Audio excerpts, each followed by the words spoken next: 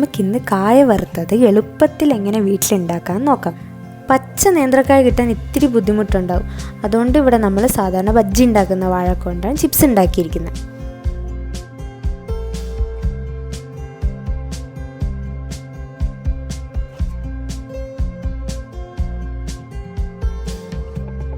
വാഴക്കയുടെ തൊലി കളഞ്ഞിട്ട് വെള്ളത്തിലേക്ക് മുറിച്ചിടുക. അതിൻ്റെ കറ പോണ വരെ കഴുകിയെടുക്കണം. പിന്നെ മുറിക്കുന്നതാണെങ്കിലും നല്ല നൈസായിട്ട് മുറിക്കുക. അത് നമ്മൾ ഇഷ്ടം പോലെ വട്ടത്തിലാണെങ്കിൽ വട്ടത്തിൽ, അല്ലെങ്കിൽ വീഡിയോ കാണുന്ന പോലെയും മുറിച്ചെടുക്കാം. ചിപ്സിൻ്റെ കളറിനും ഉപ്പിനും വേണ്ടിയിട്ട് ഒരു ചെറിയ പാത്രത്തിൽ മഞ്ഞൾപ്പൊടിയും ഉപ്പും കുറച്ച് വെള്ളം ചേർത്ത് മിക്സ് ചെയ്ത് വെക്കുക.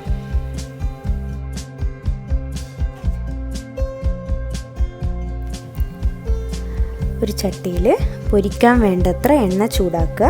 എണ്ണ നല്ലോണം ചൂടാവണം. ചൂടായതിന് ശേഷം നമ്മൾ മുറിച്ച് വെച്ചിരിക്കുന്ന വാഴയ്ക്ക് അതിലേക്ക് ഇട്ട് കൊടുത്തിട്ട് നല്ലോണം പൊരിച്ചെടുക്കുക.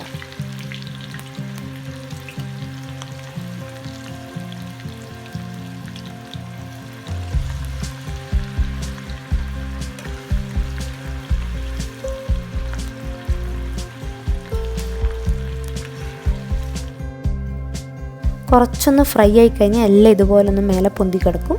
ഈ പൊന്തിക്കിടക്കുന്ന സമയത്ത് നമ്മൾ മിക്സ് ചെയ്തിരിക്കുന്ന മഞ്ഞളും ഉപ്പിൻ്റെയും വെള്ളം കുറച്ചൊന്ന് ഇട്ട് കൊടുക്കുക. നമ്മൾ കളറിനും ഉപ്പിനും വേണ്ടിയിട്ട് അതിൻ്റെ മേലൊന്ന് ഒഴിച്ചു കൊടുക്കുക.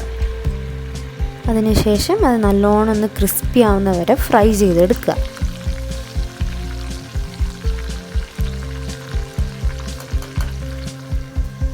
നമ്മുടെ വാഴയ്ക്ക് ഇപ്പം നല്ലോണം ക്രിസ്പി ആയിട്ട് വന്നിട്ടുണ്ട്.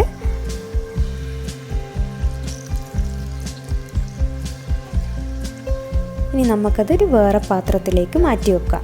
എണ്ണ പോകാൻ വേണ്ടിയിട്ട് ഇതുപോലെയുള്ള പാത്രത്തിലേക്ക് മാറ്റി വയ്ക്കാം.